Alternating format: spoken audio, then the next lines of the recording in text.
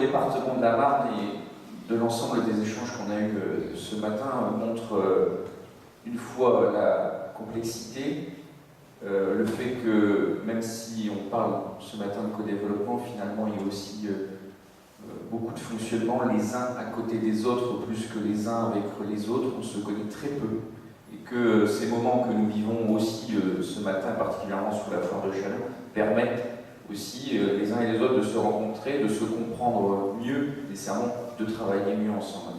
Sur ces projets de co-développement, le département de la Marne a été très bien défendu tout à l'heure par monsieur le maire, sur le fait que c'est une collectivité historiquement connue, mais dont les perspectives sont complexes, les largeurs budgétaires difficiles, et donc cette partie développement, qui est donc de l'investissement pour les collectivités, est très peu présente. On est 86% de dépenses obligatoires pour le département de la Marne précisément, je ne le sais pas dans le Jura, mais ça doit être assez similaire, avec en plus un espace porteur, celui d'une grande métropole, si je puis me permettre le thème, l'espace urbain de Reims, du Grand Reims, et de villes comme Châlons, Épernay, Sainte-Menou, Vitry, donc qui permettent quand même un maillage territorial et donc une organisation territoriale. J'ai présenté un nouveau guide du partenariat il y a quelques jours sur la foire de Châlons pour amener encore cette perspective de développement territorial et pour éviter les fractures. C'est aussi le sujet qui est développé avec la région Grand Est particulièrement sur l'aménagement numérique. Je parle plus particulièrement des fractures numériques. Le département de la Marne s'occupe particulièrement sur le côté 4G et la région sur le côté fibre. Toutes ces problématiques peuvent paraître assez lointaines de nos sujets abordés ce matin, mais qui déterminent précisément les difficultés auxquelles Madame la maire de Courcy a certainement fait face et va faire face. Et à ce moment-là, il faut que l'ensemble des acteurs du territoire, que ce soit collectivités, associations et entreprises, on soit tous derrière le même étendard pour porter des visions différentes mais complémentaires. C'est bien ça, je pense, l'élément important.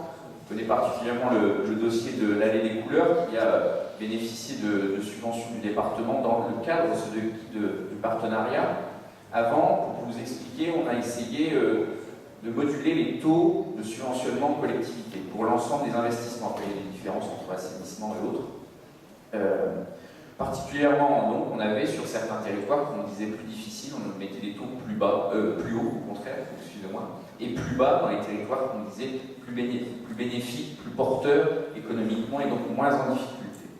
Nécessairement, le département essaie de maintenir ce rôle d'égalité des territoires, d'éviter les fractures territoriales qui sont d'autant plus importantes dans un territoire qui, la France, mais d'une manière mondiale, qui est de plus en plus connecté, dont la rapidité est un élément de plus en plus important. Maintenant, si une entreprise n'a pas la fibre, monsieur le maire tout à l'heure parlait d'Albéa, si Albéa n'a pas la fibre pour transmettre ses cahiers des charges d'appel d'offres, par exemple, aux grandes collectivités, ce sont des éléments. Et c'est en cela où le département, et on parle aussi de la région Grand Est, parce que nous on est sur les compétences des solidarités, après la région Grand Est, plus sur ce qui est formation, recherche, en partant des lycées, de l'apprentissage. Chacun a ses compétences, mais chacun doit travailler ensemble dans la diversité de nos diagnostics. Et c'est en cela que je trouve qu'il est intéressant, pour parler précisément du sujet de ce matin, et de l'alliance entre la technique et le politique. Les politiques, pour moi, ne doivent pas uniquement être des techniques, parce que sinon, ça sera une élite, entre guillemets. Mais, de l'autre côté, on a besoin aussi d'avoir un rapport technique et précis dans un monde qui est de plus en plus complexe. Et donc, l'alliance des deux dans votre projet, et je pense que ça en fera la réussite, c'est ça qui est intéressant et c'est ça qui va nous porter et qui est